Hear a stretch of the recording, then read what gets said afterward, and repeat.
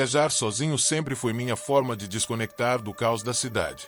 Eu me considerava um explorador de histórias, alguém que buscava lendas esquecidas em lugares remotos.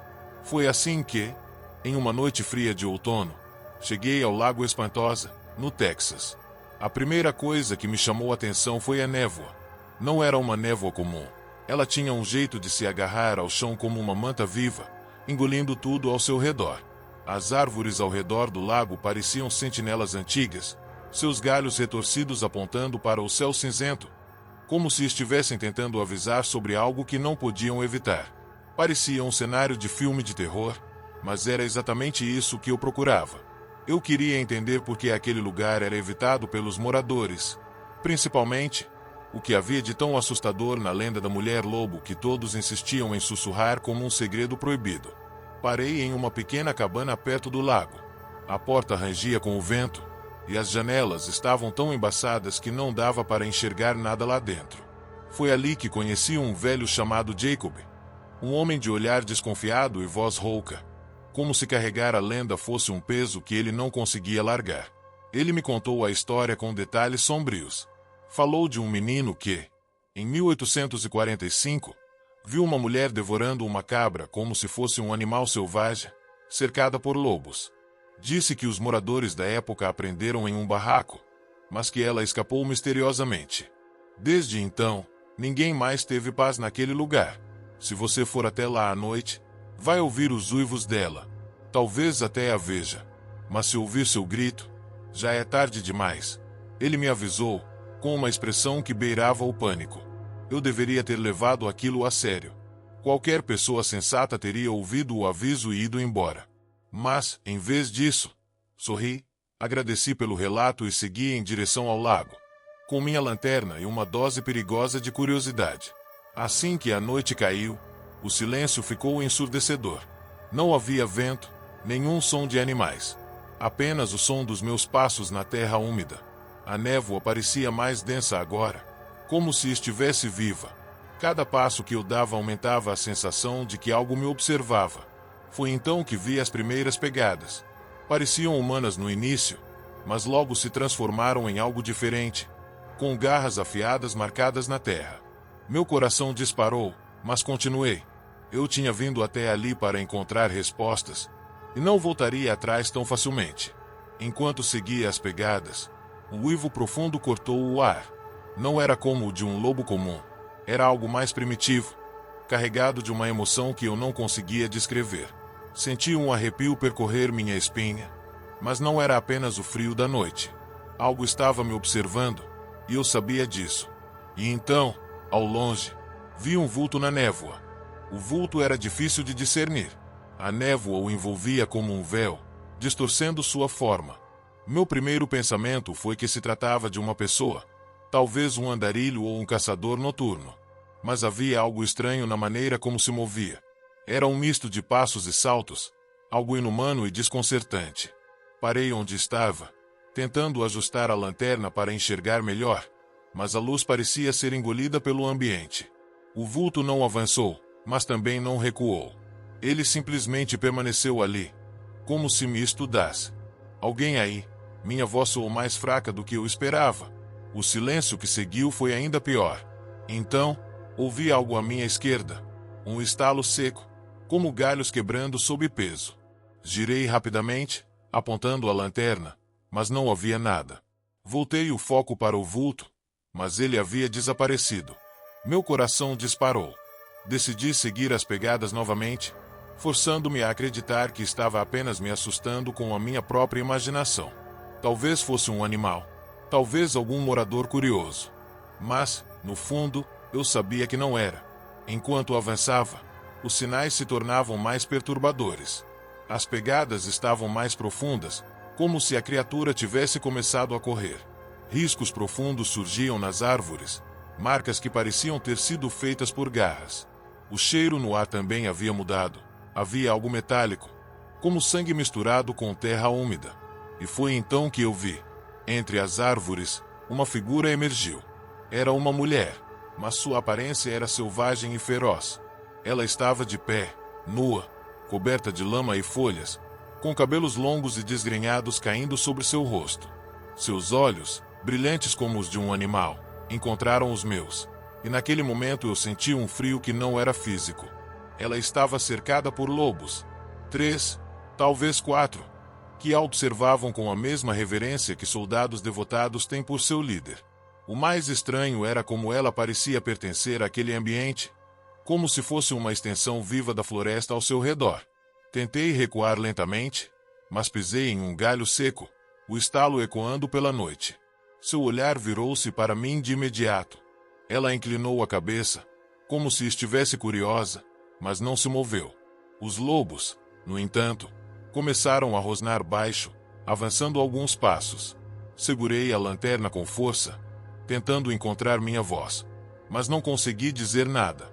O medo me paralisava, e tudo o que eu conseguia fazer era olhar para aqueles olhos selvagens e sentir que, de alguma forma, ela estava me julgando, decidindo o que faria comigo. De repente, ela se abaixou e começou a correr na minha direção com uma velocidade assustadora. Quando ela avançou, o mundo ao meu redor pareceu congelar. A rapidez com que se movia era algo que eu nunca tinha visto antes, uma combinação de graça e ferocidade animalesca. Os lobos seguiam logo atrás, como sombras famintas.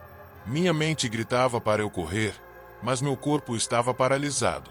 Era como se aqueles olhos brilhantes tivessem me hipnotizado, prendendo-me no lugar enquanto ela se aproximava. Só quando o rosnado de um dos lobos soou próximo demais, meu instinto finalmente reagiu. Eu me virei e corri pela floresta, tropeçando em raízes e galhos que pareciam surgir do nada para me impedir. A lanterna balançava em minha mão, lançando flashes frenéticos de luz que tornavam o ambiente ainda mais caótico. Atrás de mim, ouvia o som de patas e pés descalços esmagando folhas secas e galhos. Cada passo parecia trazer aquele grupo mais perto. Era como se eles estivessem brincando comigo, permitindo que eu me afastasse apenas o suficiente para manter a esperança de escapar. No meio do meu desespero, avistei uma cabana antiga entre as árvores. Sua estrutura estava inclinada, quase caindo, mas era minha única chance. Corri em sua direção e entrei, batendo a porta atrás de mim. A cabana estava escura, com um cheiro de mofo e madeira apodrecida. Usei o fecho enferrujado da porta para travá-la, sabendo que aquilo não seria suficiente. Meu coração batia tão forte que parecia ecoar pelo pequeno espaço. Dentro, havia sinais de que alguém já tinha estado ali. Um velho colchão jogado no chão, uma cadeira quebrada e marcas profundas nas paredes, como arranhões. Não eram marcas humanas. Tentei recuperar o fôlego, mas então ouvi um som que me congelou novamente. Passos no telhado. Algo ou alguém havia subido e estava se movendo lá em cima. Cada movimento fazia o telhado render, e as tábuas ameaçavam ceder. Peguei um pedaço de madeira que estava no chão, meu único arma, e esperei. Os passos se aproximaram diretamente acima de mim, até pararem exatamente sobre minha cabeça. E então veio o som mais perturbador de todos, uma respiração pesada, baixa e animalesca. Ela sabia onde eu estava. O som da respiração pesada sobre minha cabeça era algo que eu jamais esqueceria.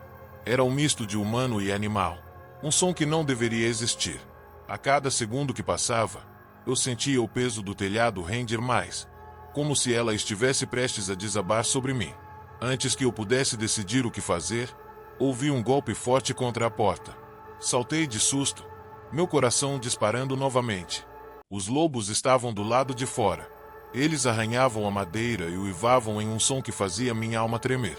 Segurei o pedaço de madeira com mais força, me forçando a pensar. O que eu poderia fazer? Correr não era uma opção. Trancado na cabana, eu era um rato preso na armadilha, esperando pelo inevitável. Outro golpe veio, dessa vez mais forte, fazendo a porta balançar nos seus frágeis encaixes. Não era um lobo, era ela. Eu podia ouvir um grunhido baixo, quase como uma risada, e então a voz. Era um sussurro, rouco e distorcido. Por que veio aqui? Meu corpo gelou. Era uma voz humana, mas algo nela estava profundamente errado. Soava como se alguém ou algo estivesse imitando o jeito que um humano fala, mas sem entendê-lo completamente. Vai embora, gritei, tentando soar mais corajoso do que me sentia. A única resposta foi um silêncio que parecia durar uma eternidade. De repente, a janela à minha direita explodiu. Um dos lobos saltou para dentro, quebrando o vidro e derrubando tudo no caminho. Ele me encarava com olhos brilhantes, rosnando, seus dentes à mostra. Meu instinto me fez golpear com a madeira, atingindo-o no focinho. O lobo recuou, mas não fugiu. Enquanto me recuperava, ouvi o som da porta finalmente cedendo. Lentamente, ela foi aberta, e ali estava ela. A luz da lua, filtrada pela névoa, revelava sua figura. Sua postura era uma mistura de humano e predador. A cabeça inclinada, os olhos fixos em mim, os lábios curvados em um sorriso que não tinha nada de humano. Ela deu um passo para dentro, e os lobos se aproximaram, formando um círculo ao seu redor. Eu estava encurralado, sem saída. Você quer ver o que somos de verdade? Ela sussurrou. E então, ela começou a mudar. O que aconteceu diante dos meus olhos foi algo que minha mente se recusava a aceitar. Seus ossos estalaram de maneira horrível, alongando-se e contorcendo-se. Os braços e pernas ficaram mais longos, os dedos se esticaram, e garras surgiram nas extremidades. Sua pele pareceu mudar, assumindo uma textura acinzentada e fina como couro. O rosto dela era o mais aterrorizante. Seus olhos se tornaram completamente negros, sem pupilas ou íris, como dois poços sem fundo. A boca se alargou além do que era natural, revelando fileiras de dentes afiados. Ela ainda tinha algo de humano, mas essa humanidade estava enterrada sob uma máscara de puro horror. Os lobos ao seu redor começaram a uivar, como se estivessem celebrando essa transformação. O som ecoava pela floresta, enchendo o ar com uma energia primitiva e selvagem. Eu estava paralisado, incapaz de me mover ou mesmo de pensar. Ela se aproximou lentamente, cada passo ecoando no chão de madeira podre da cabana. O cheiro de terra, sangue e algo químico, talvez enxofre, dominava o ambiente.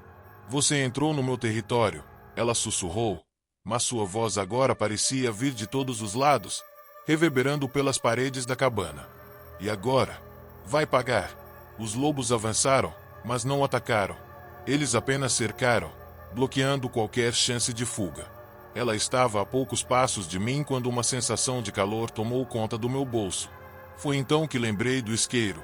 Com um movimento desesperado, tirei o isqueiro e acendi. A chama tremeluzente iluminou o espaço, e os lobos hesitaram, recuando ligeiramente. Mas ela não. Seu sorriso se alargou, como se estivesse se divertindo com a minha tentativa. Fogo não me assusta, ela disse, com uma voz cheia de escárnio. Mas o que ela não esperava era que eu jogasse o isqueiro em uma pilha de madeira seca no canto da cabana. As chamas começaram a se espalhar rapidamente, consumindo o interior da cabana. A mulher-lobo soltou um grito ensurdecedor, e os lobos fugiram em pânico. O calor e a fumaça encheram o espaço, e eu aproveitei o caos para correr pela porta que agora estava aberta. Eu corri como nunca antes, a floresta passando por mim em borrões enquanto o som do fogo e dos gritos dela ecoavam atrás de mim. Quando finalmente cheguei à estrada, desabei no chão, sem fôlego e em choque. Olhei para trás, mas a cabana estava escondida pela névoa. Não havia sinal de lobos, nem dela, mas eu sabia que aquilo não tinha acabado. Algo dentro de mim dizia que ela estava viva, e que eu havia apenas arranhado a superfície de um mal muito maior.